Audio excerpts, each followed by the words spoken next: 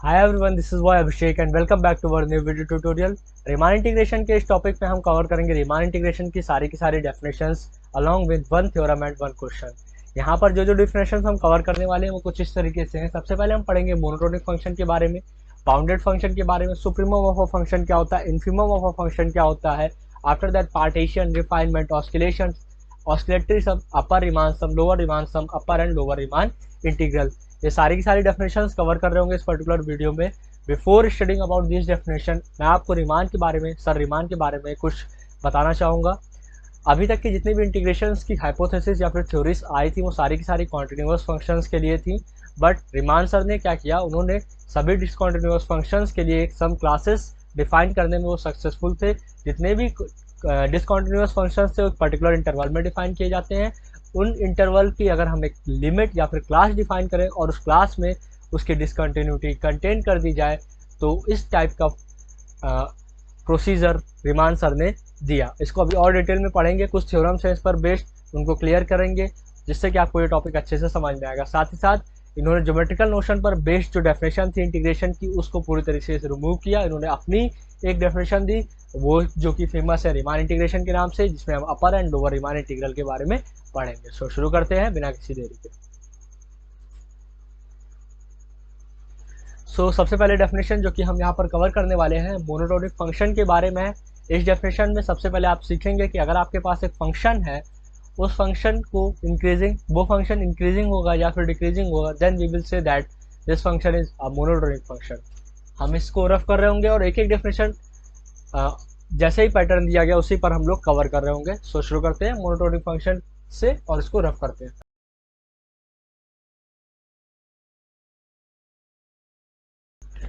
Monotonic function के बारे में मैंने बताया, ऐसा फंक्शन जो कि इंक्रीजिंग हो या फिर डिक्रीजिंग हो। सपोज करिए, मान लीजिए आपके पास एक फंक्शन एफ एक्स है। If we have a function let there is a function F x defined in interval a comma b. Okay, अगर हमारे पास एक फंक्शन एफ एक्स है जो कि इंटरवल ए कॉमा बी में डिफाइंड है, सो ये फंक्शन इंक्रीजिंग होना चाहिए, so that this function fx should be increasing और डिक्रीजिंग। अगर ये फंक्शन हमारे पास fx है, वो फंक्शन इंक्रीजिंग है या फिर डिक्रीजिंग है, then we will say that this is a function monotonic function.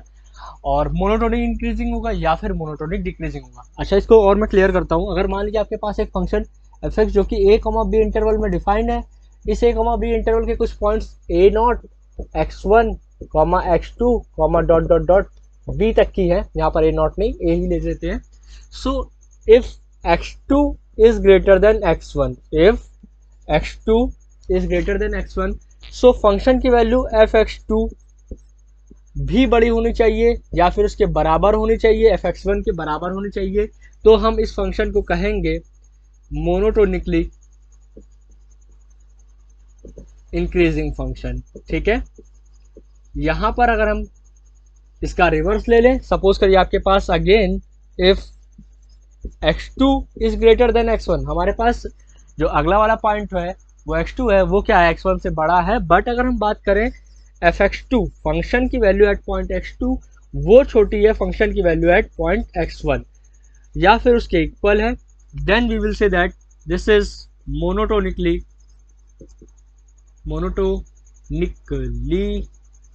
Decreasing function. आप फंक्शन लिख लेंगे। होपफुली आपको इतना समझ में आया होगा। अगेन एक बार मैं फिर से क्लियर करने की कोशिश करता हूँ। अगर आपके पास y equal to f x नाम से एक फंक्शन डिफाइन कर दिया गया एक इंटरवल a कॉमा बी में, where x belongs to a comma b, a to b, ठीक है, तो x की इंक्रीजिंग वैल्यू के साथ अगर y की वैल्यू बढ़ती है, then we will say that this is monotonically increasing function. x की इंक्रीजिंग वैल्यू के साथ y की वैल्यू क्या होती है, घटती है, तब हम कहेंगे कि ये फंक्शन जो है डिक्रीजिंग है, मोनोटोनिकली डिक्रीजिंग है। ठीक है, अब यहाँ पर आपको थोड़ा सा मैं और डिफाइन कर देना चाहता हूँ। स्ट्रिक्टली इंक्रीजिंग फंक्शन क्या होते हैं और स्ट्रिक्टली डिक्रीजिंग फंक्शन क्या होते हैं। स्ट्रिक्टली इंक्रीजिंग का मतलब डेफिनेटली वो इंक्रीज ही होगा। अगर नेक्स्ट पॉइंट की एक पर्टिकुलर पॉइंट पे फंक्शन की वैल्यू अगर बड़ी है तो वो उस पॉइंट पर उसके पीछे वाले पॉइंट से बड़ी ही होगी। इसको मैं थोड़ा सा और क्लियर करता हूँ। कहने का मतलब अगेन x2 x1 से बड़ा है, इसको आप इस तरह से समझिए कि x2 x1 से बड़ा है तो fx2 जो होगा वो बड़ा ही होगा fx1 से। यहाँ पर इक्वल का साइन नहीं लगेगा। इंक्रीजिंग में आपके पास इक्वल का साइन भी आ रहा था, बट स्ट्रिक्टली इंक्रीजिंग में आपके पास इक्वल का साइन नहीं आ रहा होगा। दूसरी चीज, सिमिलरली ये कौन सा है, मोनोटोन स्ट्रिक्टली इंक्रीजिंग फंक्शन हो जाएगा। स्ट्रिक्टली डिक्रीजिंग फंक्शन में x2 will be greater than x1 but fx1 will be strictly increased by fx2। ठीक है, ये कुछ छोटे छोटे टर्म्स है, इसकी बेसिस पे मैंने आपको समझाया। अब इसी को मैं थोड़ा सा और रफ करता हूँ और यहीं पर थोड़ी सी और एक चीज क्लियर करता हूँ। प्रोग्राफ, सपोज करिए आपके पास एक ग्राफ आपने बना रखा है y equal to fx where fx जो है वो x है for every x belongs to 0 to infinity. Every x जो कि 0 से इन्फिनिटी के बीच में बिलोंग करता है, अगर हम x की वैल्यू बढ़ाएंगे तो हमारी y की वैल्यू बढ़ेगी। तो कुछ इस तरीके से हमारा इंक्रीजिंग फंक्शन बढ़ता चला जाएगा। तो ये कौन सा फंक्शन हुआ, मोनोटोनिकली इंक्रीजिंग फंक्शन। बट अगर हम इसी जगह पर डिफाइन करें y equal to f x where f x equal to minus x, मतलब फंक्शन जो है वो माइनस एक्स पे डिफाइन है। अगेन एक्स कहाँ से बिलोंग कर रहा है, 0 से इन्फिनिटी। सो इस केस में हमारा x की वैल्यू तो इंक्रीज करेगी, यहाँ पर x की वैल्यू 1 होगी, 2 होगी, 3 होगी, 4 होगी। बट जो y की वैल्यू है, आप ये देख रहे हैं y की वैल्यू जो ग्राफ में है वो क्या होगी, ऊपर ना जा करके, पहले में क्या हो रही थी, ऊपर जा करके प्लस हो रही थी यानी कि इंक्रीज कर रही थी, बट यहाँ पर क्या होगी, डिक्रीज होगी और वो नीचे जाएगी। कुछ इस तरीके से ग्राफ आ रहा होगा अगेन। सो ये जो फंक्शन हमारे, ये जो कर्व बन रहा होगा वो डिक्रीजिंग फंक्शन होगा या फिर डिक्रीजिंग कर्व होगा, और ये जो ऊपर वाला होगा वो इंक्रीजिंग कर्व होगा या फिर इंक्रीजिंग फंक्शन होगा। होपफुली ये मोनोटोनिकली इंक्रीजिंग फंक्शन और डिक्रीजिंग फंक्शन आपको समझ में आया होगा। नेक्स्ट जो डेफिनेशन है बाउंडेड फंक्शन की, उसको मैं अभी आपको क्लियर करता हूँ, इसको रफ करने के बाद ही।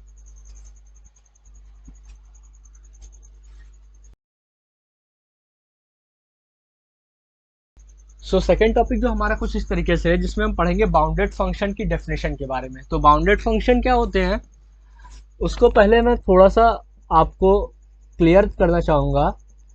बाउंडेड फंक्शन में एक वर्ड आ रहा है बाउंड्री से। बाउंड्री यानी कि आपने किसी पर्टिकुलर चीज़ पे बाउंड्री सेट कर दी है, बाउंड्री यानी कि लिमिट लगा दी है, उसके एक्सेस में वो नहीं जा सकता है। मीन्स अगर हम फंक्शन की बात करें या फिर एक लिमिट पॉइंट की बात करें तो उस लिमिट पॉइंट से ज़्यादा उस फंक्शन की वैल्यू नहीं हो सकती है। That will be the boundary value. ठीक है। अच्छा, अगर मान लीजिए मैं डिफाइन करता हूँ एक सर्कल की equation x square plus y square equal to 4, तो ये सर्कल तो हमारा कुछ इस तरीके से हो जाएगा और यहाँ पर x और y सारे के सारे वो पॉइंट्स होंगे जो कि इस सर्कल पर ही लाई करते हैं। ठीक है, कुछ इस तरीके से सारे के सारे पॉइंट सर्कल पे लाई करेंगे। दूसरा, अगर हम इक्वेशन डिफाइन करें x square plus y square is less than equal to 4, तो अब यहाँ पर इस सर्कल में बाउंड्री पॉइंट्स तो आएंगे ही आएंगे, साथ ही साथ इनसाइड पॉइंट्स जरूर आएंगे। बट अगर हम बात करें आउटसाइड पॉइंट्स आ सकते हैं, नहीं आ सकते। यहाँ पर इसकी बाउंड्री जो है x square plus y square equal to 4 पे ही सेट कर दी गई है। ये सारे के सारे पॉइंट्स इनसाइड के हो सकते हैं या फिर बाउंड्री के हो सकते हैं। इसकी मैक्सिमम पॉइंट की वैल्यू कभी भी 2 से ज़्यादा नहीं हो सकती है। ठीक है, यहाँ पर अगर हम बात करें, हम फिलहाल इस सिनेरियो को ले रहे हैं, यहाँ पर अगर 2,0 माइनस 2,0, बट अगर बात करें यहाँ पर इस इक्वेशन के लिए सर्कल के सारे के सारे पॉइंट्स हमेशा इनसाइड ही कंटेंट होंगे, बाहर नहीं जा सकते हैं। ये इसकी बाउंड्री है। बट अगर हम कहें x square plus y square is greater than equal to 4, तो ये एक सर्कल बनेगा। यहाँ पर इस सर्कल के सारे पॉइंट तो आएंगे बट इनसाइड के कोई भी पॉइंट नहीं आएंगे, सारे के सारे बाहर के पॉइंट होंगे। तो यहाँ पर बाउंड्री वैल्यू क्या है, सर्कल और सर्कल के इनसाइड है। यहाँ पर बाउंड्री वैल्यू आउटसाइड है, मतलब आउटसाइड से यहाँ पर सर्कल को अप्रोच कर रहे हैं। सो हम कह सकते हैं यहाँ पर ये मैक्सिमम वैल्यू है। इसमें यहाँ पर इस फंक्शन की जो मैक्सिमम वैल्यू है या फिर मैक्सिमम बाउंड्री है वो इस सर्कल को अचीव कर दी है। और यहाँ पर कोई भी मैक्सिमम वैल्यू नहीं सेट की गई है। यहाँ पर कोई भी पॉइंट आउटसाइड के कितने भी पॉइंट्स हो सकते हैं, कहीं पर भी आप पॉइंट डिफाइन कर सकते हैं, इवन इन्फिनिटी। बट अगर हम बात करें मिनिमम की, तो मिनिमम आपको एक रेंज, एक लिमिट दे दी गई है कि आपके ये point x square plus y square equal to 4 से हमेशा इक्वल या फिर उससे बड़े होने चाहिए। इससे कुछ आइडिया मिला होगा। अब इसी को कोरिलेट करके हम यहाँ पर फंक्शन के बारे में पढ़ेंगे। सपोज करिए if you have a function F x, if we have a f x function, again it is continuous हम कह सकते हैं। ठीक है, अभी कॉन्टिन्यूअस के बारे में कोई जरूरत नहीं है फिलहाल। तो x is belongs to interval a comma b, so there exist a positive number. हम अभी पॉजिटिव नंबर बोल रहे हैं, जरूरी नहीं है कि हमेशा पॉजिटिव नंबर होगा। पॉजिटिव नंबर किस लिए बोल रहे हैं वो मैं अभी आपको क्लियर कर दूंगा। So there exist a positive number K, ये एक लाइन आप लिखिएगा, there exist a positive number K such that modulus of F x will be less than equal to K. अब आपको क्लियर हो रहा होगा कि हमने k को पॉजिटिव के लिए क्यों लिया है, क्योंकि एफ एक्स का हम यहाँ पर मॉड लेकर के चल रहे हैं। मतलब फंक्शन की वैल्यू नेगेटिव या फिर पॉजिटिव, वो हमेशा हम पॉजिटिव लेंगे, और उस फंक्शन की वैल्यू एक पर्टिकुलर पॉइंट से हमेशा छोटी या फिर उसके बराबर। ठीक है, अब इसको थोड़ा सा और क्लियर करूंगा मैं कि अगर आपके पास इंटरवल ए बी आपको डिफाइन करके दे दिया गया है, अगेन हम फिर से सिंपल का example f x equal to x का ही ले ले, तो इंटरवल ए बी में 0 से x बिलोंग्स टू 0 टू 4, अगर यहाँ पर एक कांस्टेंट k लें जिसकी वैल्यू क्या हो, k की वैल्यू क्या हो, 4 हो, k की वैल्यू क्या हो, 4 हो, तो हम कह सकते हैं कि modulus of F x for any value of x belongs to 0,4 will be less than equal to 4। ठीक है, और मैक्सिमम वैल्यू फंक्शन की क्या हो सकती है, एट एक्स इक्वल टू 4, जो कि हमारी होगी 4। ठीक है, this will be the boundary value. Okay, यानी कि फंक्शन की वैल्यू इस वैल्यू से कभी भी एक्सीड नहीं कर सकती है। ठीक है, अब देखिए हर एक फंक्शन की बाउंड्री वैल्यू आपको क्लियर हो गई है। अब फंक्शन बाउंडेड कब होगा, ये इसकी लोअर वैल्यू भी क्या होनी चाहिए, एग्जिस्ट करनी चाहिए, और अपर वैल्यू भी एग्जिस्ट करनी चाहिए। एग्जिस्ट का मतलब क्या है कि ये नॉट इन्फिनिटी होना चाहिए। नॉट इन्फिनिटी यानी कि इन्फिनिटी को अप्रोच ना कर रहा हो। अब सपोज करिए अगर हम लोअर वैल्यू या फिर lowest value of this function find out करें एट x इक्वल टू 0, हमको साफ साफ दिख रहा है वो मिल करके आएगी, तो एफ एक्स बराबर 0 हो जाएगा। एंड लोएस्ट वैल्यू यानी कि लोअर बाउंड जिसको पढ़ेंगे वो एग्जिस्ट कर रहा है। Highest value at x equal to 4, upper bound वो भी एग्जिस्ट कर रहा है। So this function is said to be bounded below as well as bounded above. अगर हम बात करें यहाँ पर एक function F x equal to 1 by x, क्या आप देख रहे हैं f x equal to 1 by x, again interval हम डिफाइन कर सकते हैं x बिलोंग्स टू 0,1। तो हम कह सकते हैं कि ये जो फंक्शन एफ एक्स है एट x इक्वल टू 0, जो कि फंक्शन एफ एक्स में x की लोवेस्ट वैल्यू यानी कि x की जो लीस्ट वैल्यू, उस पर हम फंक्शन की वैल्यू फाइंड आउट कर रहे हैं। At x equal to 0 it is going to be equal 1 by 0 which is infinity. At x equal to 0 ये इन्फिनिटी को अप्रोच कर रहा है। This is not bounded below, bounded below नहीं है।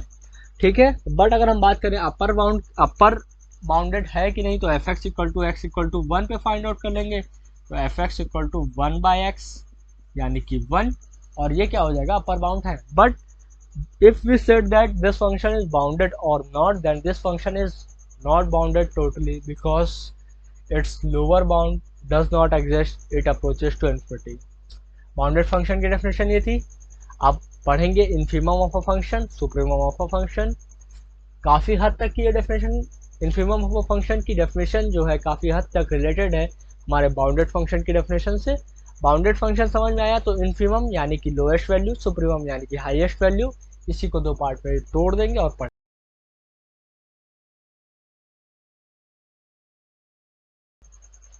सो इसको रख पढ़ने के बाद जो हम पढ़ रहे हैं सुप्रीमम ऑफ अ फंक्शन की डेफिनेशन, वो क्या होती है उसे आप देख लेते हैं। अब सुप्रीमम ऑफ अ फंक्शन और इनफिमम ऑफ अ फंक्शन दोनों को साथ में कवर करते हैं, ठीक है।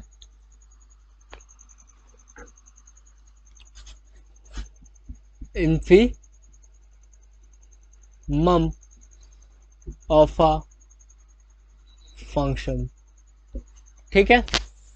हमारे पास एक इंटरवल हमारे पास एक फंक्शन एफ एक्स है जो कि इंटरवल ए बी में डिफाइंड है। यहां पर ये बाउंडेड है, बाउंडेड का मतलब अबव बाउंडेड है और as well as below bounded है। अब बाउंडेड क्या होता है उसकी डेफिनेशन अभी पढ़ी थी, ठीक है। सो इस फंक्शन एफ एक्स के लिए यहाँ पर एक स्मॉल, हम कह सकते हैं स्मॉल नहीं, हमारे पास एक फंक्शन, इस फंक्शन एफ एक्स के लिए एक नंबर m एग्जिस्ट करेगा विच इज, अब ये यहाँ पर जो लाइन शुरू होती है वो काफी इंपॉर्टेंट है, which is the least of all, least of all and no one of which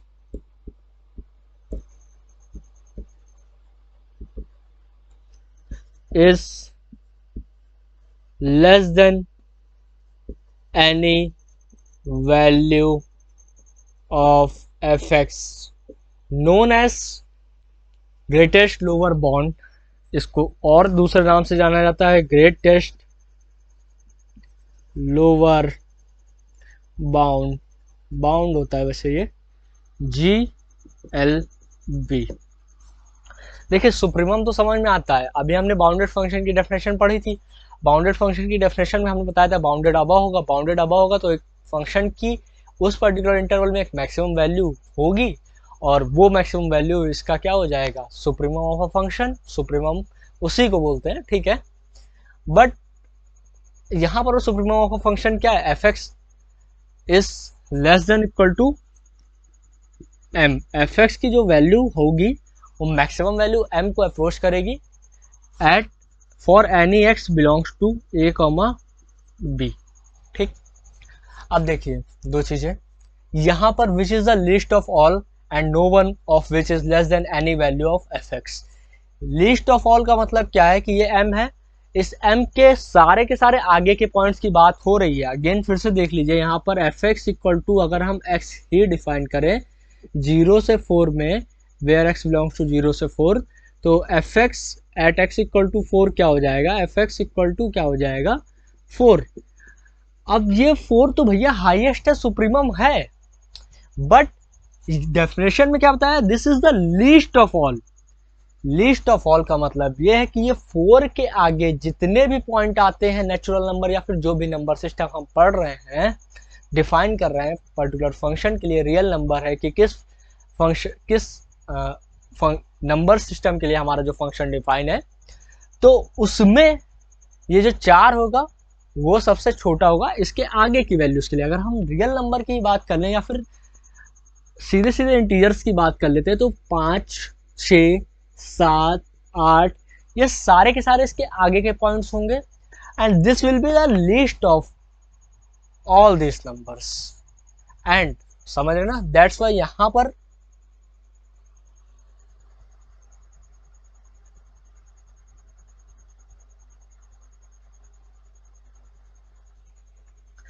list of all this number, तो यहां पर ग्रेटेस्ट ना होकर के, गलती से मैंने लिख दिया है ग्रेटेस्ट ना होकर के लीस्ट अपर बाउंड होगा, लीस्ट अपर बाउंड होगा। अच्छा पहले यहां से पहले समझ लीजिए, this is the least of all number, okay. Again no one of which less than any value of F x. यहां पर जितनी भी वैल्यू है ये सारी की सारी वैल्यू एफ एक्स की किसी भी वैल्यू पे इस इंटरवल से छोटी नहीं होगी। That is called the least upper bound. Least का मतलब समझ में आया आपको, लीस्ट अपर का मतलब भी आपको समझ आ गया होगा कि ये अपर क्यों है, ये मैक्सिमम वैल्यू है, that's why it is also called as least upper bound. अगर हम बात करें इन्फिमम ऑफ अ फंक्शन की, सो अगेन हमारे पास एक फंक्शन एफ एक्स होगा, इंटरवल ए बी में डिफाइंड होगा, बाउंडेड होगा, बाउंडेड अबव होगा, बिलो होगा। उसके लिए स्मॉल एम एग्जिस्ट करेगा विच is the greatest of all. देखिए इन्फिमम के लिए ग्रेटेस्ट आ रहा है, सुप्रीमम के लिए लीस्ट आ रहा है, इतना ध्यान रखिएगा। Which is the greatest of all and no one of which is greater than any value of fx। Just opposite line लिखिए यहाँ पर, m is will be the least of all. Same function के लिए आप find out करिए f x at x equal to क्या हो जाएगा, f x at x equal to 0, this will be 0।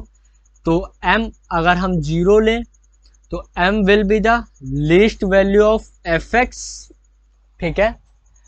सो अब ये m लिस्ट तो है, दैट्स वाई इसको इन्फिमम बोल रहे हैं, बट यहां पर बोला है which is the greatest of all. Greatest of all यानी कि ये m उस नंबर सिस्टम में जो कि 0 है, अपने पीछे के सारे पॉइंट्स के लिए क्या होगा, ग्रेटेस्ट होगा। क्या होगा, ग्रेटेस्ट होगा। लोअर बाउंड का मतलब पीछे के सारे पॉइंट्स उसमें कवर हो रहे हैं। This will be the greatest of all, ठीक है ना, कवर उनको भी लिया जा रहा है, और दिस पॉइंट की बात हो रही है, यहाँ पर इस पॉइंट की बात हो रही है। And no one of which is the greater than any value of F x. इसके जितने भी पॉइंट्स आएंगे, इंटीजर हमने लिया था तो -1, -2, -3, ये सारे के सारे कभी भी एफ एक्स की इस इंटरवल में किसी भी वैल्यू से ज़्यादा नहीं हो सकते। आप किसी भी इंटरवल के लिए पढ़िए, जरूरी नहीं है एक फंक्शन हो, जरूरी नहीं है ये इंटरवल हो, आप किसी भी इंटरवल के लिए डिफाइन करिए उसके लिस्ट वैल्यू से जितने छोटे पॉइंट होंगे वो सारे के सारे एफ एक्स की किसी भी वैल्यू से इंक्रीज कभी भी नहीं कर पाएंगे। दैट्स वाई इसको हम पढ़ते हैं ग्रेटेस्ट लोअर बाउंड। होपफुली आपको समझ में आया होगा supremum of function, infimum of function, least upper bound and greatest lower bound. So अब नेक्स्ट डेफिनेशन हम पढ़ते हैं पार्टीशन की, रिफाइनमेंट की, ऑस्किलेशन की। ये तीनों डेफिनेशन छोटी छोटी सी हैं। देन इंटीग्रल लिमिट, हम यहाँ पर रीमान इंटीग्रल में अपर रीमान सम और लोअर रीमान सम पहले कवर करेंगे, देन अपर रीमान इंटीग्रल और लोअर रीमान इंटीग्रल को डिफाइन करेंगे, ठीक है।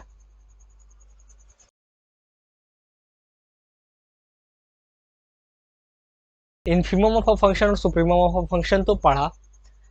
अब देख लीजिए उनके बारे में एक और चीज़ बता देना चाहता हूँ कि एफ एक्स अगर आपके पास एक फंक्शन है जिसकी सुप्रीमम वैल्यू जैसा कि हम लोगों ने पढ़ा था m थी, और एफ एक्स जो हमारा फंक्शन है उसकी इन्फिमम वैल्यू स्मॉल m है, तो एफ एक्स की जो वैल्यू होगी वो स्मॉल m से कैपिटल M के बीच में हमेशा बाउंडेड रहेगी, मतलब लाई करेगी, ठीक है। इन्फिमम ऑफ अ फंक्शन और सुप्रीमम ऑफ अ फंक्शन दोनों को कवर करने के बाद पार्टीशन की डेफिनेशन पढ़ते हैं। वो काफ़ी छोटी सी डेफिनेशन है, उसमें क्या सीखना है आपको कि अगर आपके पास एक इंटरवल दे दिया गया सिंपल, उस इंटरवल के सब इंटरवल्स आप डिफाइन कर दीजिए, वो सारे के सारे क्या हो जाएंगे, पार्टीशन ऑफ दैट इंटरवल। आपके पास एक फंक्शन एफ एक्स है where x belongs to interval a, b।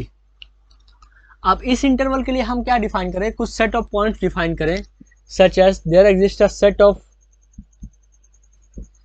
points p x0, x1, x2, x3, xn such that a बराबर x0, x1, x2, xn बराबर b। यहाँ पर जो टोटल नंबर ऑफ पॉइंट्स होंगे, टोटल नंबर ऑफ पॉइंट्स जो होंगे वो क्या होंगे, वो n+1 होंगे। अब पार्टीशन का मैंने बताया कि ये जो बड़ा सा इंटरवल था उसको छोटे छोटे सब इंटरवल्स में डिवाइड कर दो। सब इंटरवल्स में डिवाइड करने के लिए हमने पार्टीशन डिफाइन कर दिया, यानी कि एक सेट डिफाइन कर दिया गया। तो स्टार्टिंग यहाँ से हो रही होगी हमारे सब इंटरवल की x0 से x1, x1 से x2, x2 से x3 dot dot dot xn-1 से xn, या फिर हम इसी को लिख सकते हैं a से x1, बाकी ये सेम रहेगा, और यहाँ से xn-1 से d। ये हमारा क्या होगा, this will be known as the partition of this interval A b for function F x. इसको हम इस तरीके से डिनोट कर सकते हैं पी ए बी, जिसमें सारे के सारे सेट ऑफ पॉइंट्स कंस्टिट्यूट होंगे, और यहाँ पर जो हमारा इंटरवल होगा कुछ इस तरीके से आ रहा होगा।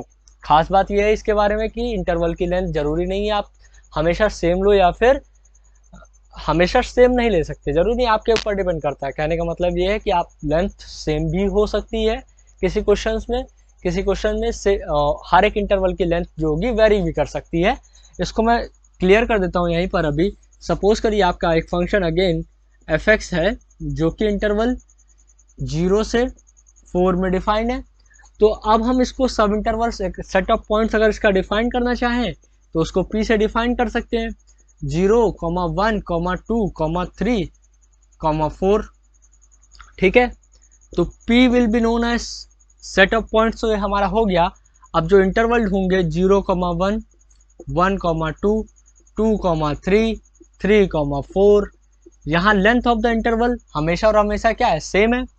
बट अगर इसी जगह पर हम क्या डिफाइन करें, 0 से 4 हो, और जिसमें हम पहला सेट ऑफ पॉइंट्स जो डिफाइन करें वो P से 0, 2, 3, 4, ये सारे के सारे सेट ऑफ पॉइंट डिफाइन कर दें, तो जो लेंथ ऑफ इंटरवल जो हमारा पहला सब इंटरवल होगा 0 से 2 होगा, दूसरा 2 से 3 होगा, 3 से 4 होगा। अच्छा, लेंथ ऑफ सब इंटरवल क्या होती है, मैक्सिमम वैल्यू। यहाँ पर इसके लिए अगर बात करें तो b-a, ठीक है, b-a। इसके लिए बात करें तो this for this length of the interval 4 - 0 बराबर 4। इसके लिए क्या होगी, हमेशा 1 होगी, इसके लिए 1 होगी, इसके लिए 1 होगी, इसके लिए 1 होगी, इन सभी के लिए क्या होगी, लेंथ ऑफ द इंटरवल हमेशा सेम रहेगी। तो ये जो पार्टीशन हमने डिफाइन किया सेम लेंथ ऑफ इंटरवल में डिफाइन किया है। अब बट यहाँ पर 0 से 4 में जो हमारा इंटरवल की लेंथ है वो क्या हो रही है, यहाँ पर 2 है, यहाँ पर 1 है, अगेन यहाँ पर 1 है, तो चेंज हो रही है। तो यहाँ पर एक दूसरा पार्टीशन डिफाइन कर दिया गया। मीन्स यहाँ पर आपके ऊपर डिपेंड करता है कि आप जैसे इसको P1 बोले तो P2 बोल सकते हैं। कितने भी पार्टीशन आप किसी भी इंटरवल के लिए डिफाइन कर सकते हैं। So all this partition will belong to the family of partition. This will be defined as again PA, B। PA, B में बहुत सारे पार्टीशन आ सकते हैं, मतलब आप इनफाइनाइट नंबर ऑफ पार्टीशन अपने अकॉर्डिंग जनरेट करेंगे और वो सारे के सारे किस में आ जाएंगे, इस फैमिली में आ जाएंगे। फैमिली ऑफ पार्टीशन इसको बोलते हैं, फैमिली ऑफ पार्टीशन। अब पार्टीशन से रिलेटेड एक कॉन्सेप्ट है यहीं पर, रिफाइनमेंट। रिफाइनमेंट के बारे में आप जरा सा सीख लीजिए। रिफाइनमेंट क्या कहता है, रिफाइनमेंट पे हम सीखेंगे कि अगर आपके पास एक फंक्शन एफ एक्स है जो कि इंटरवल ए बी में डिफाइंड है, उसका पार्टीशन P1 है जिसमें A0, X1, X2, X3 dot dot dot Xn, जिसको हम B के नाम से कह रहे हैं, वो प्रेजेंट है। और एक पार्टीशन क्या है, P2 है, क्योंकि डिफरेंट डिफरेंट पार्टीशन हम लोग डिफाइन कर सकते हैं अलग अलग सेट ऑफ पॉइंट्स के लिए।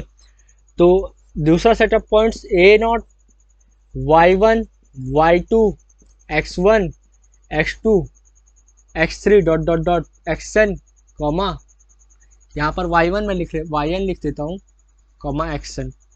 अब आप देख रहे होंगे P1 के जितने भी पॉइंट हैं वो सारे के सारे P2 में कंटेंट है। So P2 will be known as the refinement of P1।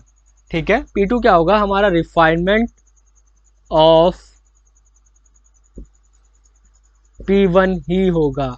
ठीक है ना, यहाँ मैंने हिंदी में लिख दिया, P2 हमारा क्या होगा, रिफाइनमेंट ऑफ P1। तो कई सारे रिफाइनमेंट आप डिफाइन कर सकते हैं, कोई उसमें प्रॉब्लम नहीं होगी। अब हमारा जो नेक्स्ट टारगेट है वो क्या है, ऑस्किलेटरी सम और ऑस्किलेशंस के बारे में पढ़ने का। सो यहाँ पर जैसे कि हमने अभी सेट ऑफ पॉइंट्स डिफाइन किए थे, तो दिस सेट ऑफ पॉइंट्स को हम क्या कर सकते हैं कि x0, x1, x2 इस तरीके से इंटरवल में हमने डिफाइन किया था सेट ऑफ पॉइंट्स, और हर सेट ऑफ पॉइंट्स के लिए एक डिफरेंट सब इंटरवल x1 माइनस x0 बन रहा था, x2 माइनस x1 बन रहा था, xn माइनस 1 बन रहा था। कुछ इस तरीके से आगे पीछे इंटरवल में शायद मेरे से हो गया होगा, बट ठीक है, इतना कवर हो गया और समझ में आया होगा होपफुली। अब हम इसको अगर चाहें तो डेल्टा आर से अगर लेंथ इसकी डोनोट कर सकते हैं, तो delta r will be defined as x r minus x r minus 1, यानी कि अपर पॉइंट यानी कि यहाँ पर x1 माइनस x0, ये सारे के सारे यहाँ पर हमें प्रोसीजर में उल्टा लिखना चाहिए था, x0 से x1 से x2, यहाँ सब्सट्रैक्ट नहीं है, ठीक है ना, और ये यहाँ पर xn माइनस 1 से xn तक। तो लेंथ ऑफ द इंटरवल यहाँ पर अगर पहले डेल्टा R1 की हम बात करें, डेल्टा 1 की बात करें, तो वो क्या होगी x1 माइनस x0, डेल्टा 2 की बात करें तो वो क्या होगी x2 माइनस x0, ठीक है। अब हम बात करें तो जितने भी हमने सब इंटरवल्स डिफाइन किए उन सभी सब इंटरवल्स के लिए क्या होगा कि आपके पास एक मैक्सिमा एग्जिस्ट करेगा, यानी कि मैक्सिमम वैल्यू जो कि सुप्रीमम थी एग्जिस्ट करेगी, और एक इन्फीमम वैल्यू एग्जिस्ट करेगी जिसे हम लोग MR से रिप्रेजेंट करेंगे for supremum in RF interval. समझ में आ रहा होगा आपको? RF इंटरवल जैसे कि मान लीजिए XR माइनस 1 XR है, इस इंटरवल में अगर हम फाइंड आउट करें fx की मैक्सिमम वैल्यू इन पॉइंट्स के बीच में किस पॉइंट पर एग्जिस्ट करती है, तो वो MR या फिर उससे छोटी होगी। अगेन यहाँ पर स्मॉल MR भी एग्जिस्ट करेगा, और this will be known as infimum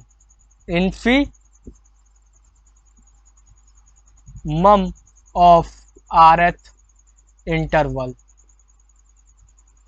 infimum और सुप्रीमम हम लोगों ने पढ़ा है, दैट्स वाई मैं ज़्यादा इसको फोकस नहीं कर रहा हूँ। अगर हम ले लें MR minus capital MR minus small MR, difference of supremum with infimum in any RF interval will be known as the oscillation for that function in the given interval. क्या बोला जाएगा? अगर आप कैपिटल MR और MR का small MR का difference ले रहे हैं, this will be known as the oscillation. आप सपोज करिए आपके पास कैपिटल MR है, हर एक कैपिटल MR में अगर आप डेल्टा R का मल्टीप्लाई कर दें उस लेंथ के इंटरवल, सिमिलरली स्मॉल MR में डेल्टा R का मल्टीप्लाई कर दें, again MR minus MR delta R, और जितने भी, ये यहाँ पर केवल और केवल RF इंटरवल के लिए था। हमने क्या किया कि लेंथ ऑफ द इंटरवल इसमें मल्टीप्लाई कर दी, इसमें भी स्मॉल MR में लेंथ ऑफ द इंटरवल जो कि RF इंटरवल था, ये कुछ इस तरीके से था XR minus 1 XR where R belongs to 0 1 2, यहाँ पर कुछ भी हो सकता है। तो इस तरीके से MR into delta R, MR to small MR into delta R, this will be the difference capital MR minus MR delta R common आ गया। अब ये केवल और केवल RF इंटरवल, यानी कि R मान लीजिए 0 हो सकता है, यहाँ पर 1 हो सकता है, 2 हो सकता है। अगर हम समेशन ले लें, समेशन यानी कि R इक्वल टू 0 से लेकर के n तक की for all MR minus small MR into delta R, this will be known as the oscillatory sum. ये हमारा क्या किस नाम से जाना जाएगा? ऑस्किलेटरी सम के नाम से जाना जाएगा। और ऑस्किलेशन क्या होंगे? MR माइनस MR, ठीक है। सो अब partition, refinement, oscillatory sum and oscillations को कवर करने के बाद जो मेन पॉइंट बचता है upper Riemann sum and lower Riemann sum बचता है, और upper Riemann integral and lower Riemann integral बचता है। ये सारा का सारा कंसेप्ट यूज होने वाला है upper Riemann some lower Riemann सम में, और अपर रीमान इंटीग्रल और लोअर रीमान इंटीग्रल। ऑस्किलेटरी सम की डेफिनेशन को डिस्कस करने के बाद जो हमारा नेक्स्ट टॉपिक है वो अपर रीमान इंटीग्रल और लोअर रीमान इंटीग्रल है। दोनों की डेफिनेशन को समझ रहे होंगे और उनके बारे में सीख रहे होंगे, और रीमान इंटीग्रेशन की फाइनल डेफिनेशन को अप्रोच कर रहे होंगे इस पर्टिकुलर टॉपिक में। सो अपर रीमान इंटीग्रल की डेफिनेशन में सबसे पहले लिख सकता हूँ। तो अभी तक कि हमने अपर रीमान सम के बारे में पढ़ा, बट अपर रीमान इंटीग्रल नहीं पढ़ा है। अपर रीमान इंटीग्रल को पढ़ने के लिए या फिर साथ ही साथ हम जैसे अपर रीमान सम में हमने साथ ही साथ लोअर रीमान सम भी पढ़ा था, इसी तरीके से लोअर रीमान इंटीग्रल भी यहीं पर डिफाइन कर रहे हैं। हमारे पास एक कर्व होगा, अगेन हमारे पास एक कर्व होगा एफ एक्स, या फिर एक फंक्शन होगा एफ एक्स जो कि इंटरवल ए बी में डिफाइन होगा। Let we have a function F x which is defined in an interval A b. एक कॉन्टिन्यूअस फंक्शन है एफ एक्स जो कि इंटरवल ए बी में डिफाइंड है, जो कि बाउंडेड है, बाउंडेड यानी कि अबव और बिलो बोथ है, bounded above as well as below. इस इंटरवल ए बी के लिए हमारे पास एक set of points P define करते हैं, जिसमें हमारे ये पॉइंट्स आ रहे हैं A naught, X one, X two, dot dot dot. यहाँ पर ए हम ले रहे हैं केवल, बी, ये सारे के सारे सेट ऑफ पॉइंट्स हम लोगों ने डिफाइन किए हैं। सपोज करिए हमारे पास एक, इसको सब इंटरवल्स में हम लिखना चाहे तो हम कुछ इस तरीके से लिख सकते हैं, A X one, X one comma X two, X two comma X three, dot dot dot X N minus one से बी। और इसका दूसरा फॉर्म क्या हो सकता है, ये एक्स नॉट से एक्स वन, एक्स वन से एक्स टू, एक्स टू से एक्स थ्री। ये हमारे पार्टीशन है, पार्टीशन में छोटे छोटे सब इंटरवल्स में हमने क्या रखा है, इनको डिवाइड कर रखा है। ठीक है, अब हर एक सब इंटरवल के लिए अगर हम लेंथ की बात करें तो वो डेल्टा आर होगी, जिसमें आप सब्सट्रैक्ट कर रहे होगे एक्स आर से एक्स आर माइनस वन, जहां पर आर वेरी कर रहा होगा 0 1 2 3 से अप टू एन तक की। ठीक है, अब हर एक इंटरवल में हमारे पास एक अपर बाउंड होगा, जैसे कि हमारे पास इंटरवल ए बी में जो अपर बाउंड होगा वो m होगा, और जो लोअर बाउंड होगा वो स्मॉल m होगा। और फंक्शन एफ एक्स की वैल्यू जो होगी वो हमेशा छोटी होगी कैपिटल M से, या उसके इक्वल होगी, और बड़ी होगी हमेशा स्मॉल m से या फिर उसके इक्वल होगी। सिमिलरली अगर हम बात करें इंटरवल एक्स नॉट और एक्स वन में, तो वहाँ पर जो हमारा एक्स नॉट और एक्स वन में अपर बाउंड जो होगा हम मान सकते हैं वो m1 होगा, और लोअर बाउंड जो होगा वो स्मॉल m1 होगा, और length of the interval x1 minus x not होगी। ठीक है, सिमिलरली सेकेंड इंटरवल के लिए अगर हम बात करें x1 से x2 जो कि इंटरवल है हमारा x1 से x2, वो अपर बाउंड वहां पर हम मान के चलेंगे m2, और लोअर बाउंड हमारा स्मॉल m2, और length of the interval x2 minus x1 होगी। सिमिलरली यहाँ पर x2 से x3 के लिए आप डिफाइन कर सकते हो, वो क्या होगा m3 और small m3 x3 minus x2 dot dot dot dot. आप क्या करोगे, xn माइनस वन से xn, यहाँ पर जो इंटरवल का होगा mn अपर बाउंड और स्मॉल mn होगा, और length of the interval again यहाँ पर आ रही होगी xn माइनस वन। अब हम क्या करें, हर एक अपर बाउंड को उसकी लेंथ ऑफ इंटरवल के साथ मल्टीप्लाई कर दें। हम इसको कुछ इस तरीके से लिख रहे हैं, capital S which is known as UPF. क्या कर रहे हैं, m1 x1 minus x not. ठीक है, m1 x1 minus x naught, then m2 x2 minus x1 plus m2 x2 minus x1 plus m3 x3 minus x2 dot dot dot. कई सारे interval बीच में आ रहे होंगे, सो हम डॉट लिख रहे हैं, और ये mn xn माइनस वन। ठीक है, s को हम समेशन की फॉर्म में लिख सकते हैं, s UPF r equal to 1 से n mr xr minus xr minus one.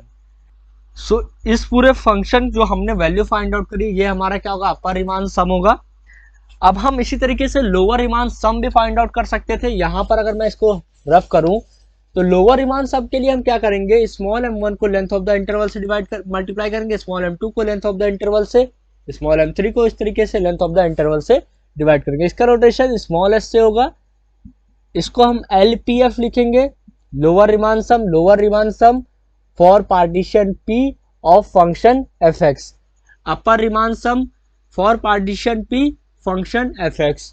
यहाँ पर हमने क्या किया, m1 होगा x1 माइनस x0 होगा, m2 होगा x2 माइनस x1 होगा, डॉट डॉट डॉट, यहाँ पर m3 का एक और लिख सकते हैं, x3 माइनस x2 होगा, dot dot dot mn xn minus xn minus 1 होगा। ये नोटेशन हमारा निकल करके आ रहा होगा। समेशन की फॉर्म में आप लिखोगे तो आप इसको r इक्वल टू 1 से n लिखोगे, small mr xr minus xr minus 1।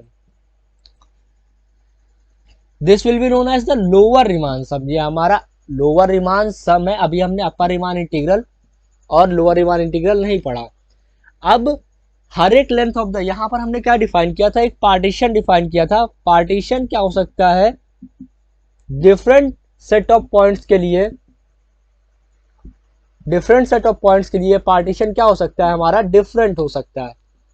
अगर हमारा पार्टीशन डिफरेंट होगा तो हर एक डिफरेंट पार्टीशन के लिए m1 m2 m3 इसी तरीके से small m1 small m2 small m3 सभी की वैल्यू चेंज होंगी, लेंथ ऑफ द इंटरवल भी चेंज होगा। सो हम कह सकते हैं कि अपर रिमान सम भी चेंज होगा, अपर रिमान सम की वैल्यू भी डिफरेंट आएगी। सिमिलरली लोअर रिमान सम भी चेंज होगा और लोअर रिमान सम की वैल्यू भी डिफरेंट आएगी।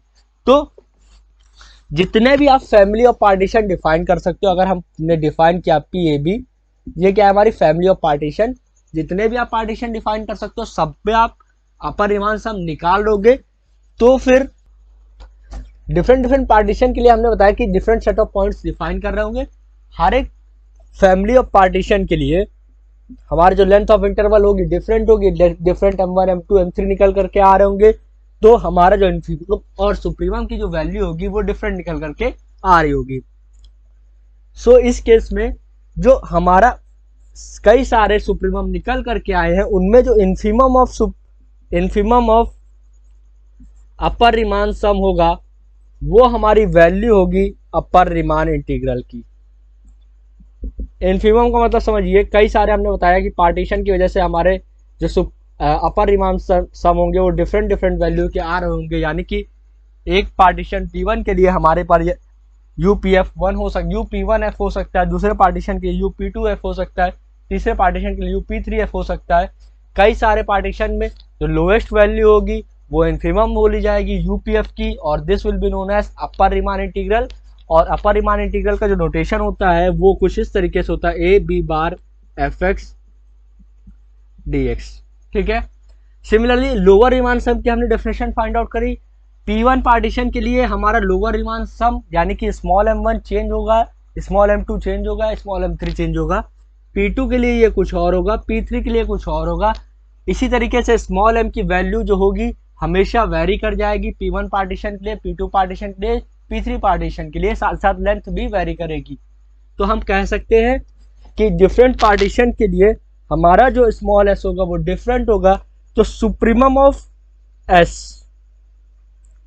सुप्रीमम ऑफ LPF हम कह सकते हैं, supremum of LPF will be known as lower Riemann integral. ठीक है। तो अगर आपसे लोअर रिमान इंटीग्रल पूछा जाए तो वो क्या होगा, supremum of LPF। Upper Riemann integral पूछा जाए तो इन्फीमम ऑफ UPF। ठीक है। अब आपको इतना क्लियर हो गया होगा। तो ऐसी पॉइंट को ग्राफ के पॉइंट के थ्रू समझाना चाहूंगा। सपोज करिए हमने ये क्या लिया, एक कर्व डिफाइन किया। यहाँ पर ये हमारा कैपिटल, ये हमारे कुछ सेट ऑफ पॉइंट्स है, x0, ये x1, ये x2, डॉट डॉट डॉट, ये xn। होपफुली ये ज़्यादा छोटा नहीं होगा, समझ में आ रहा होगा। x1 से x2 के बीच में यहाँ पर हमारा m1 आ रहा होगा और यहाँ पर हमारा स्मॉल m1 आ रहा होगा। ठीक है। इसी तरीके से यहाँ पर इस इंटरवल में x2 से x3 के बीच में यहाँ पर हमारा m3 आ रहा होगा और इस पॉइंट पर लगभग स्मॉल m3 आ रहा होगा। ठीक है। यहाँ पर इसको मैं थोड़ा सा और बड़ा करने की कोशिश करता हूँ जिससे कि समझ में आ जाए आपको अच्छे से। ठीक है। कुछ इस तरीके से हमारा एक फंक्शन है जिसका ग्राफ इस तरीके से बनता है। यहाँ पर x0 पॉइंट है, यहाँ x1 है, यहाँ x2 है, यहाँ x3 है, यहाँ पर xn है। xn पे मैक्सिमम वैल्यू m को अटेंड कर रहा है और मिनिमम वैल्यू हमारी x0 पे स्मॉल m पे अटेंड कर रहा है। अब हमने कई सारे पार्टीशन यहाँ पर ऐसे ऐसे करके डिफाइन कर दिए। अब सपोज करिए इस नंबर ऑफ पार्टीशन x0 से x1 के लिए यहाँ पर हमारा कैपिटल m1 एग्जिस्ट करेगा और इस पॉइंट पर हमारा स्मॉल m1 एग्जिस्ट करेगा, ठीक है। दूसरे यहाँ पर स्मॉल m2 इस पॉइंट पर एग्जिस्ट करेगा और यहाँ पर कैपिटल m2 एग्जिस्ट करेगा। ये तो हमारा फॉर पार्टीशन P1 हो गया। अब इसी को हम क्या कर दें, चेंज कर दें तो यहाँ पर सबसे पहली बात हमने क्या किया, x1 की गैपिंग जो है थोड़ी सी और बढ़ा दी, x2 थोड़ा सा और बढ़ा दिया, इंक्रीज कर दिया। अब यहाँ पर जो हमारा मैक्सिमम वैल्यू m1 ना होकर के इस जगह पर m1 आ रहा होगा। Similarly length of the interval भी चेंज हो रही होगी, x1 minus x0 will be greater than, in this case x1 minus x0 will be greater than previous case। so आपने देखा कि यहाँ पर सुप्रीमम अलग निकल करके आएगा, यहाँ पर इन्फीमम भी जो होगा वो भी क्या होगा, अलग निकल करके आ रहा होगा। इन अलग अलग सुप्रीमम के लिए जो लोएस्ट वैल्यू ऑफ सुप्रीमम होगी वही हमारा अपर रीमान इंटीग्रल होगा। इन अलग अलग इन्फीमम के लिए जो हाईएस्ट वैल्यू ऑफ इन्फीमम होगी वही हमारा अपर रीमान इंटीग्रल होगा, ठीक है।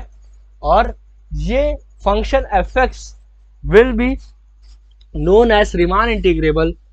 अ function fx if fx is Riemann integrable, यानी कि हमारा फंक्शन रीमान इंटीग्रेबल तभी होगा जब अपर रीमान इंटीग्रल जो कि हमने नोटेशन किया a B bar fx dx जो होगा वो बराबर होगा लोअर रीमान इंटीग्रल ए बार बी fx dx के। And the common value of this integral for this function fx के लिए जो इंटीग्रल की वैल्यू कॉमन होगी निकल करके आएगी वो क्या होगी, a से b fx dx। तो कोई भी फंक्शन हमारा रीमान इंटीग्रेबल तभी होगा जब अपर रीमान इंटीग्रल की वैल्यू हमेशा लोअर रीमान इंटीग्रल के बराबर हो।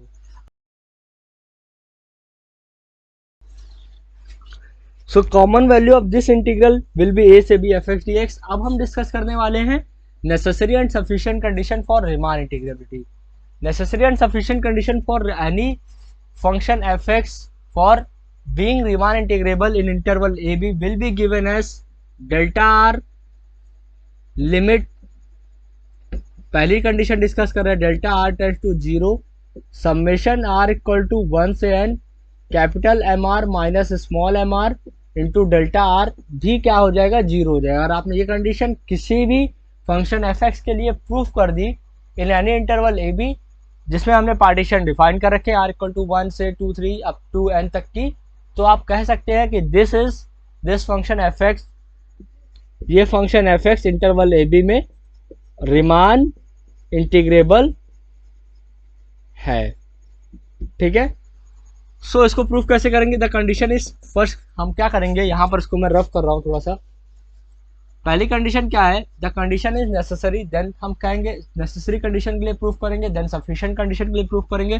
The condition is necessary for any function fx if it is Riemann integrable, then upper Riemann integral a B bar fx dx बराबर होगा हमेशा और हमेशा a bar b fx dx के। ये हमारी रीमान इंटीग्रेबिलिटी की कंडीशन होती है कि अगर आपका फंक्शन रीमान इंटीग्रेबल है तो आपका ए बी बार यानी कि upper Riemann integral A bar be lower Riemann integral के बराबर होना चाहिए। सो पुटिंग दिस वैल्यूज, पहले हम क्या करेंगे, limit delta r tends to 0 summation r equal to 1 से n capital mr minus small mr into delta r equal to 0। इसको हम लिखेंगे limit delta r tends to 0 summation r equal to 1 से n capital mr delta r minus यहाँ पर limit हमने बाहर ही रख ली है, r इक्वल टू 1 से n small mr into delta r, ठीक है। यहाँ पर आप देखिए कैपिटल, यहाँ पर r इक्वल टू 1 से n mr delta r will be given as upper Riemann integrable. यहाँ पर हमने समेशन फाइंड आउट किया था अपर रीमान सम में, अपर रीमान सम का इन्फिमम वैल्यू अपर रीमान इंटीग्रेबल होता है, तो हम डायरेक्ट इसकी जगह पर ये रख सकते हैं। This implies that limit delta r tends to 0 ये बराबर होगा A B bar fx dx के। और दूसरा small M R into delta R, ये हमारा बराबर होगा लोअर रीमान इंटीग्रल ए bar B F x D X के। Both this are same, that's why हम कहेंगे limit delta are tends to zero, this is equal to this, then it will be multiplied by 0, this becomes 0। Okay, तो हमारी पहली condition जो कि sufficient condition थी वो प्रूफ हो गई है। नेसेसरी कंडीशन में हम क्या करेंगे, हमारे पास जो कंडीशन दी गई है ये नेसेसरी कंडीशन के लिए था हमारा पहला, आप सफिशिएंट कंडीशन के लिए प्रूफ करेंगे। The condition is sufficient so that limit delta are tends to 0 summation r equal to 1 से n capital m r minus small M R into delta r equal to 0।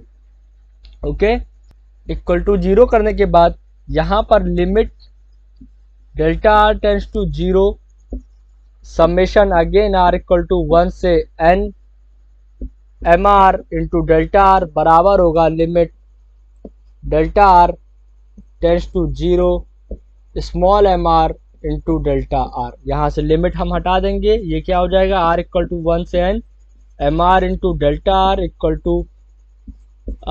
To 1 से n small M r delta r. This is equal to a b bar F x D x and this is equal to a bar b f x D x.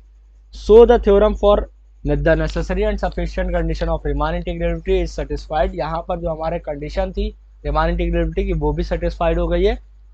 तो हम कह सकते हैं कि Riemann integrability को किसी भी function के लिए रीमान इंटीग्रेबिलिटी अगर आपको शो करना है तो आप इसको डायरेक्ट शो कर सकते हैं और वो फंक्शन रीमान इंटीग्रेबल हो जाएगा। डिफरेंट वेज है। दूसरा तरीका क्या हो सकता है कि अगर आपके पास necessary and sufficient condition in second format हम कह सकते हैं, या फिर इन अनदर वे, अगर आपके पास एक फंक्शन एफ एक्स है, if we have a function fx defined in interval ab में हमारा फंक्शन fx डिफाइंड है, then for any small positive number epsilon which is greater than 0 there exists a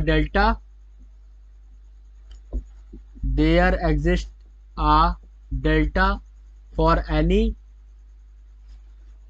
partition of P in interval AB such that norm of P हमने अभी तक के आपको नहीं बताया है कि जितने भी आप पार्टीशन डिफाइन करते हैं सब पार्टीशन में आप डिफरेंट सब इंटरवल्स आप डिफाइन कर देते हो। उन सब इंटरवल्स में सपोज करिए आपने बताया कि x1 से x1 माइनस x0 या फिर x0 से x1 पहला इंटरवल आपने डिफाइन किया, x2 से x1 दूसरा, इसी तरीके से xn से xn माइनस xn से xn ये xn माइनस 1, ये आपने कुछ डिफरेंट सब इंटरवल डिफाइन कर दिए। इन सब इंटरवल में सबकी लेंथ क्या होगी, x1 minus x0 x2 minus, यहाँ पर x2 माइनस x1 से x2 करना चाहिए था, यहाँ पर ये xn माइनस 1 से xn तक करना चाहिए था। और लेंथ ऑफ द इंटरवल क्या होगी, x2 माइनस x1, यहाँ पर length of the interval xn minus 1। जो maximum length of the interval होगा उसकी लेंथ को ही हम लोग क्या बोलेंगे, नॉर्म बोलेंगे। क्या बोलेंगे, नॉर्म। इसका रिप्रेजेंटेशन मॉडुलस ऑफ पी की तरीके होता है, यानी कि जिसको पढ़ेंगे हम लोग norm of P. This should be less than delta. Then UPF यानी कि upper Riemann sum minus LPF lower Riemann sum should be less than epsilon. ये हमारी दूसरी नेसेसरी एंड सफिशिएंट कंडीशन है for any function F X और being Riemann integrability. इस पे based एक क्वेश्चन जो हमने बताया था उसको डिस्कस करेंगे, देन इस वीडियो को एंड कर रहे होंगे। बाकी सारी की सारी थ्योरम्स जो कि प्रीवियस ईयर्स में पूछी गई हैं और जो क्वेश्चंस करवाए गए वो अभी नेक्स्ट वीडियो में अपलोड हो रहे होंगे। तब तक के लिए क्वेश्चन को डिस्कस करते हैं और देन इस वीडियो को एंड। सो मैथमेटिशियंस पहला जो क्वेश्चन मैंने लिखा है वो कुछ इस तरीके से है। इस टाइप यही क्वेश्चन आपको नहीं समझाना चाहता हूँ मैं। इस टाइप के क्वेश्चन को सॉल्व करके जितने भी इस तरह के क्वेश्चंस आप बनने वाले हैं उन सारे के सारे क्वेश्चन को सॉल्व कर ले जाए, ये मेरा टारगेट रहने वाला है इस क्वेश्चन को सॉल्व करने में। अगर आपके पास एक फंक्शन एफ एक्स है, examine the Riemann integrability of the function F x. Function F x के लिए आपको चेक करना है रीमान इंटीग्रेबिलिटी की condition for f x equal to 0 when x is rational, for f x equal to 1 when x is irrational. तो सबसे पहले आप 3 वेज से आप इसको प्रूव कर सकते हो कि दिस इज रीमान इंटीग्रेबल और नॉट। पहला कंडीशन सिंपल, जैसे हमने पढ़ा था, कोई भी फंक्शन रीमान इंटीग्रेबल होगा तो A bar B F x D X जो होगा वो A B bar F x D X के बराबर होगा। यानी कि आपका लोअर रीमान इंटीग्रल, अब लोअर रीमान इंटीग्रल की जो वैल्यू होगी वो अपर रीमान इंटीग्रल की वैल्यू के बराबर होगी। इसके अलावा 2 नेसेसरी एंड सफिशिएंट कंडीशन जो कि हम लोगों ने पढ़ रखे, delta are tends to 0, summation r equal to 1 से n, m are into delta r minus small M R into delta r should be equal to 0। या फिर तीसरी condition UPF upper Riemann sum minus lower Riemann sum should be less than e epsilon, where epsilon is very small positive number for any delta such that norm of p is less than delta। सबसे simple definition, यहाँ पर हम upper Riemann integral और lower Riemann integral जब दोनों बराबर हो जाएंगे then f x will be known as Riemann integrable for the interval. अगर आप डिफाइन कर रहे हैं ए बी के लिए, फिलहाल यहाँ पर इंटरवल नहीं है, तो सपोज करते हैं let f x is bounded in interval AB. This interval AB is divided into n subintervals having n plus 1 set of n plus 1 total number of points, यानी कि इसमें 2 of points in set of partition. कहने का मतलब हमने interval A B को छोटे छोटे सब इंटरवल्स में डिवाइड किया और जो छोटे छोटे पॉइंट्स हैं वो कुछ इस तरीके से है। अगर हम पी को डिफाइन करना चाहें तो अगेन जितनी देर से हम लिख रहे हैं A not x1 x2 xn, हर एक इंटरवल में क्या होगा, एक्स नॉट से x1 हम डिफाइन कर सकते हैं, x नॉट से x1, x1 से x2, x2 से x3 dot dot dot xn से xn माइनस 1 से xn। हर एक सब इंटरवल होगा, हर एक सब इंटरवल में कुछ रैशनल नंबर एग्जिस्ट करेंगे, कुछ इरेशनल नंबर एग्जिस्ट करेंगे। ठीक है, हमने क्या किया, इंटरवल ए बी को कुछ सब इंटरवल्स में डिवाइड कर दिया। अब हमको पता है कि इस सब इंटरवल में काफ़ी रैशनल नंबर्स आने वाले हैं, काफ़ी इरेशनल नंबर आने वाले हैं। उन रैशनल नंबर के लिए फंक्शन की वैल्यू क्या होगी, 0 होगी, और उन इरेशनल नंबर के लिए फंक्शन की वैल्यू क्या होगी, 1 होगी।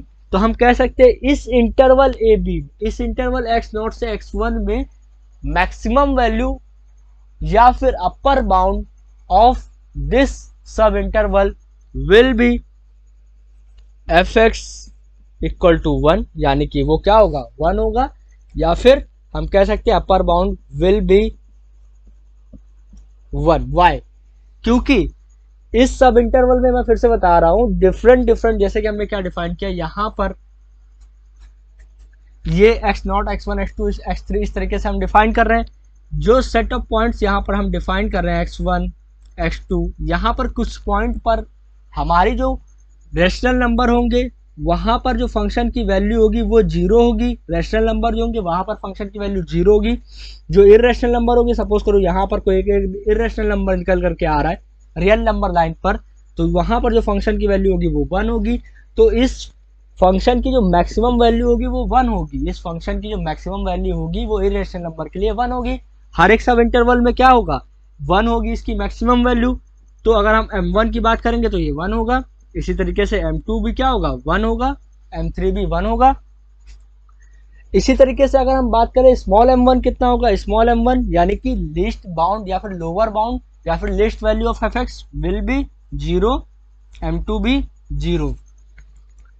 अब इसको मैं रफ कर रहा हूं, a B bar F x D x. अब आपने पढ़ लिया कि भाई ये क्या होता है, delta are tends to 0, limit delta are tends to 0 m are into delta r, summation के साथ r इक्वल टू 1 से n, समेशन होगा limit delta are tends to 0 m are into delta r, यहाँ पर m1 delta 1, m2 delta 2, mn delta n होगा। Delta are tends to 0, m1 यहाँ पर 1 होगा, delta 1 x1 minus x not. दूसरा हमारा यहाँ पर अगेन ये m2 1 होगा, यहाँ पर है x2 माइनस x1, डेल्टा 2 क्या होगा x2 minus x1, delta 3 x3 minus x2 dot dot dot. Again mn जो होगा वो भी 1 होगा, और ये क्या होगा xn minus 1। Delta are tends to 0, यहाँ पर सब 1 1 1 है, x1 minus x naught plus x2 minus x1 dot dot dot xn minus 1। X naught नहीं कटेगा, बाकी x1 भी कटेगा, सिमिलरली x2 अपने नेक्स्ट वाले से कटेगा। इस तरह के सारे पॉइंट्स कटते चले जाएंगे। यहाँ पर बचेगा delta are tends to 0 xn यहाँ पर प्लस के xn आ रहा होगा, xn माइनस एक्स नॉट, ये बच रहा होगा जो कि बराबर है b माइनस a के। xn क्या है हमारा, xn जो है वो last point of the interval होता है जो कि b के बराबर होता है, x नॉट जो हमारा first point of the interval होता है वो a के बराबर होता है। तो इसकी जो अपर रीमान वैल्यू, अपर रीमान सम की जो वैल्यू निकल करके आई b माइनस ए आई, या फिर हम कह सकते हैं अपर रीमान इंटीग्रल की वैल्यू b माइनस ए आई। इसी तरीके से लोअर रीमान इंटीग्रल की वैल्यू आपको फाइंड आउट करना होगा, a bar b f x D x m1 delta 1, इसको मैं डायरेक्ट लिख रहा हूँ यहाँ पर, आप पहले एक बार सही से लिख देता हूँ, delta are tends to 0 limit delta are tends to 0 summation r equal to 1 से n mn या फिर mn नहीं होगा mr डेल्टा r। ठीक है, इसको मैंने ब्रेक किया, limit delta are tends to 0 m1 delta 1 m2 delta 2 dot dot dot m3 mn delta n। हर एक केस में यहाँ पर m1 हमारा क्या होगा 0 होगा, m2 क्या होगा 0 होगा, m3 क्या होगा 0 होगा, mn यानी कि nth इंटरवल में भी mn क्या होगा 0 होगा। This implies that delta r limit delta r tends to 0 multiplied by 0। This implies that lower Riemann integral a bar b f x D x की वैल्यू जो निकल कर के आई है वो क्या है 0 है। अपर रीमान इंटीग्रल की वैल्यू जो कि b माइनस ए निकल करके आई है, both are not equal, so that this function F x is not Riemann integrable in the interval AB for the given definition. So thank you so much mathematicians for watching the video. If you have watched this video till end, comment down below I have watched this video, and soon we will be uploading the next video of this topic in which we will be discussing more than 3 theorems and more than 4 questions. So let's wait for that. Take care and bye bye.